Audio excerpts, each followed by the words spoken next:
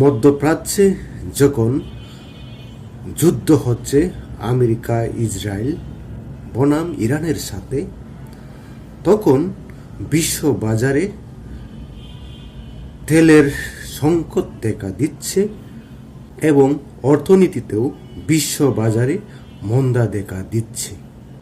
এমতাবস্থায় সমাধানের একমাত্র পথ হরমুজ প্রণালীকে তেলের বাণিজ্য যুদ্ধ জাহাজ থেকে নিরাপত্তে ব্যবসা বাণিজ্যের সুব্যবস্থা করা, নয়তো বিশ্ব তেল বাণিজ্যে এবং বিভিন্ন শিল্প কারখানা প্রতিষ্ঠানে যানবাহনে তেলের ঘাটতি দেখা দিবে এবং বিশ্ব অর্থনীতিতে সংকটের সম্মুখীন হতে হবে। তাই প্রেসিডেন্ট ডোনাল্ড ট্রাম্পকে যত সম্ভব ইরান যুদ্ধ আধিপত্য বিস্তার অতি শীঘ্রই সমাধানের পথ খুঁজে বের করতে হবে। অন্যথায় বিশ্ববাজারে মন্দা, তেলের ঘাটতি কখনোই সমাধান হবে না। মধ্যপ্রাচ্যের তেল সারা বিশ্বের জন্য 30% ঘাটতি তেল পূরণ করে থাকে। সেই ঘাটতি অপূরণীয় হয়ে যাবে যদি মধ্যপ্রাচ্য থেকে তেলের আমদানি জাহাজ চলাচলে নিষেধাজ্ঞা হয়। মার্কিন যুক্তরাষ্ট্রের উচিত বিশ্ব শান্তির স্থিতিশীলতার জন্য কাজ করে যাওয়া এবং অতি শীঘ্রই এই যুদ্ধকে আলোচনার মাধ্যমে সমাধান খুঁজে বের করা, নয়তো বিশ্ব বাজারে অর্থনীতির প্রভাব সংকটের সম্মুখীন হবে। তারই পরিপ্রেক্ষিতে বাংলাদেশে তেলের সংকটে স্বাধীনতার পর থেকে কোনোদিন তেলের জন্য এ ধরনের সংকট পড়ে নাই এবং হাজার হাজার মানুষ তেলের জন্য সিরিয়ালে কখনো লাইনে হতে দেখা দেয়নি। আজ দেখতে পাবেন তেলের জন্য মানুষ সকাল থেকে 10-12 ঘন্টা পর্যন্ত অপেক্ষা করছে, তারপরও তেল পর্যাপ্ত পরিমাণে পাচ্ছে না।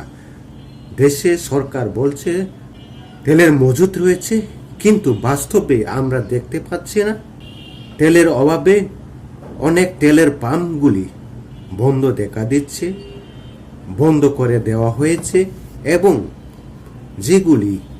যে পাম্পগুলি রয়েছে সেগুলিরও সীমিত তেল দিয়ে মানুষকে বিদায় করে দিচ্ছে।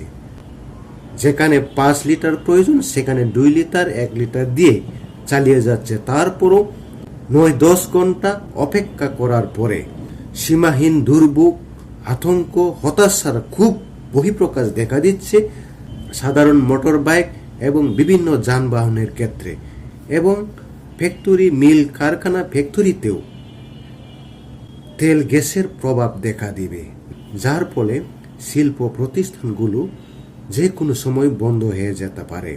যেখানে পর্যাপ্ত পরিমাণের তেল গ্যাসের, সেখানে যদি সীমিত তেল গ্যাস পাওয়া যায় তাহলে অটোমেটিকলি ফ্যাক্টরি, কারখানা, প্রতিষ্ঠানগুলো বন্ধ হয়ে যাবে। তবে সাবেক প্রধানমন্ত্রী শেখ হাসিনা বলেছিলেন অকটেন এবং পেট্রোলের জন্য বিদেশ থেকে আমদানি করতে হয় না। বাংলাদেশে প্রচুর মজুদ রয়েছে। এই অকটেন এবং পেট্রোল গ্যাস রিফুয়েলিংয়ের মাধ্যমে এখান থেকে উৎপাদন হয় বলে দেশের সাময়িক চাহিদাগুলো মিটিয়ে নেওয়া যায়। তাই অকটেন এবং পেট্রোল বিদেশ থেকে আমদানি করতে হয় না, কিন্তু ডিজেল আমদানি করা হয়। এটি বলেছেন সাবেক প্রধানমন্ত্রী শেখ হাসিনা।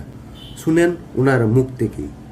ডিজেল আমাদের কিনতে হয়, এটা ঠিক, কিন্তু অকটেন আর পেট্রোল কিন্তু আমাদের কিনতে হয় না। এটা আমরা যে গ্যাস উত্তোলন করি সেখান থেকে বাই প্রোডাক্ট হিসেবে আমরা কিন্তু এই পেট্রোল রিফাইন করে পেট্রোলও পাই, অকটেনও পাই। অকটেন পেট্রোল নাই, অকটেন পেট্রোল নাই। I have a plan for the people of my country. for my country. এদের কোনো প্ল্যানিং নাই, এরা হচ্ছে বসছে খাবে চলে যাবে। ওটা এই নতুন করে মিথ্যা কথা বলে, কথা কথা কয় নাকি তেলের নাকি অভাব নাই, তো আমরা এই যে 4 ঘন্টা 5 ঘন্টা ধরে যে বয়ে নিলাম কই তেল কই।